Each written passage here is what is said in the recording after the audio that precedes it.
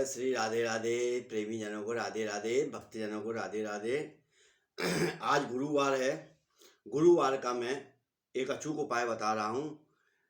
गुरुवार के दिन भगवान कृष्ण की और श्री विष्णु हरि की और माँ पीताम्बरा की पूजा सेवा करें। और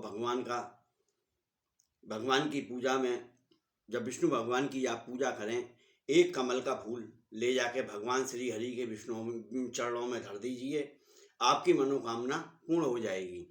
अब मैं आपको एक चीज बता रहा हूँ, आदमी आजकल परेशान क्यों है?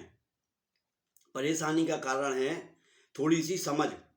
अगर आदमी की समझ अच्छी होगी तो उसको कोई परेशानी की बात नहीं है। क्यों? आदमी को ये सोचना चाहिए, जिंदगी मात्र एक 3 घंटे का शो है। जिंदगी एक 3 घंटे का शो है। जैसे आप पिक्चर देखने के लिए जाते हैं और पिक्चर देखते हैं, और पिक्चर में अच्छी कहानी होती है तो उसमें आप प्रवेश नहीं कर पाते, और बुरी कहानी होती है तो उसमें भी आप प्रवेश नहीं कर पाते हैं। केवल आप दर्शक हैं, देख सकते हैं। ऐसे ही ये जिंदगी भी एक दर्शक है। कैसे दर्शक है? बचपना खेल में, लड़कपन में उसमें खो दिया। जवानी हुई, जवानी में पढ़े लिखे, शादी विवाह करी, व्यापार किया, व्यापार में तुमने पूरी जिंदगी लगा दी। लगाने के बाद शादी विवाह हुई, संतान हुई। अब संतान होने के बाद अब संतान की तुमने परवरिश करी, संतान की परवरिश करके उसको अच्छे ठिये पे लगा दिया। मगर आपने इस समय काल के अंदर आपने भजन प्रभु का कितना किया? आपने प्रभु का भजन बहुत कम किया, और संस्कार भी बहुत कम मिले आपको भी और आपके बच्चों को भी। इसीलिए मैं कहता हूँ, दुनिया में कोई भी अपना नहीं है। दुनिया के अंदर कोई भी अपना नहीं है, सब पराया है। एक सब माइक है, माइक। कृपालु जी महाराज कहते हैं माइक। माइक का मतलब केवल आप बोल सकते हैं, आवाज आपकी गूंजेगी, आप कुछ नहीं कर सकते, आप केवल देख सकते हैं। और जब आदमी पे बुढ़ापा आ जाता है, अब बुढ़ापे में आके जब वो अपनी पूरी जवानी की चीजें सोचता है तो फिर वो सीखता है, चिल्लाता है। अब सीखता है, चिल्लाता है, अच्छे कर्म किए हैं तो वो चल जाएगा नहीं।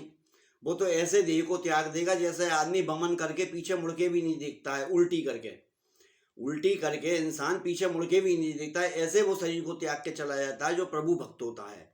और जो माया के अंदर घुसा हुआ होता है, जो माया के अंदर विचलित है, माया ही माया उसे दिख रही है, चारों तरफ पैसा ही पैसा उसे दिख रहा है, परिवार दिख रहा है, मिलने जुलने वाले दिख रहे हैं, सगे संबंधी दिख रहे हैं।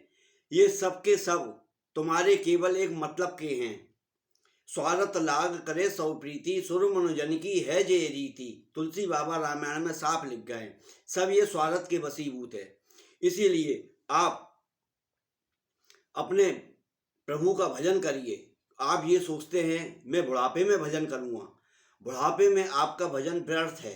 क्यों? ना तो आपकी नज़र काम करेगी, ना आपकी जिह्वा काम करेगी, ना आपके कान काम करेंगे। तो इसीलिए बचपन से ही इसकी रगड़ लगाई जानी चाहिए भजन की। क्यों? बचपन में आप जो भजन करेंगे वो समझ लो आपने हीरे जवाहरात ये चीज़ें इकट्ठी करी। और जवानी में सब कर्म करते हुए पे भी आप भजन करेंगे।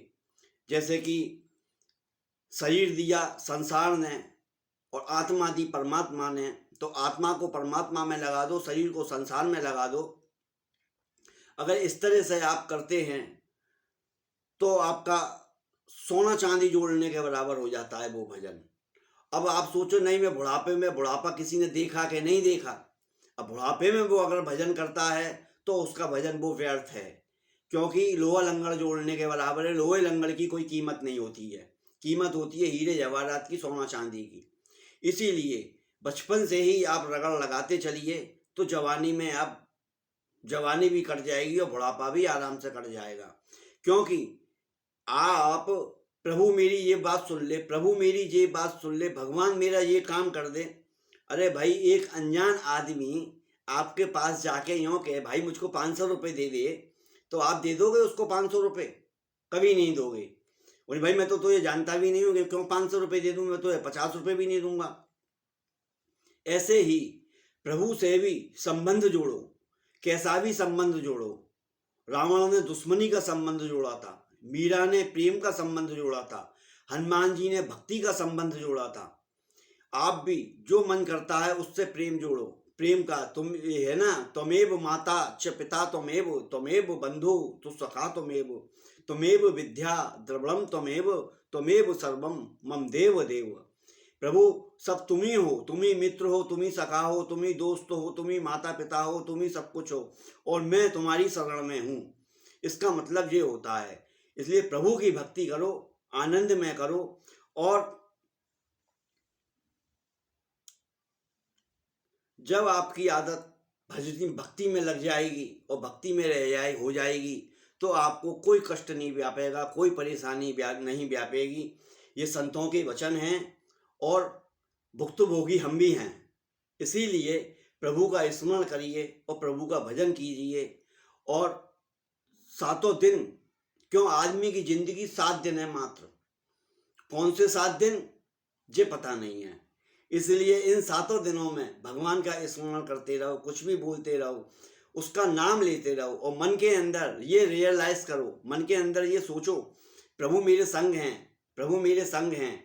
जब आप ये सोचने लग जाओगे, जो आपकी आदत बन जाएगी, तब आपको भय नाम की चीज रत्ती भर नहीं लगेगी। ना आपसे कभी कोई पाप होगा, ना आपसे कभी कोई गलत काम होगा। इसीलिए प्रभु का भजन करिए और आनंद करिए। मैंने आपको पहले भी बताया है, इस उंगली से बीच आज्ञा चक्र पे हल्दी का चंदन लगाइए। इससे क्या होगा, आपका आज्ञा चक्र मजबूत होगा और सोचने समझने की शक्ति बढ़ेगी। अपने ईगो को छोड़ के केवल थोड़ा एक प्रभु के उसमें लगाइए। क्यों, मिलेगा उतना ही जितना तुम्हारे नसीब में है, चाहे कितने भी हाथ पैर पीट लेना।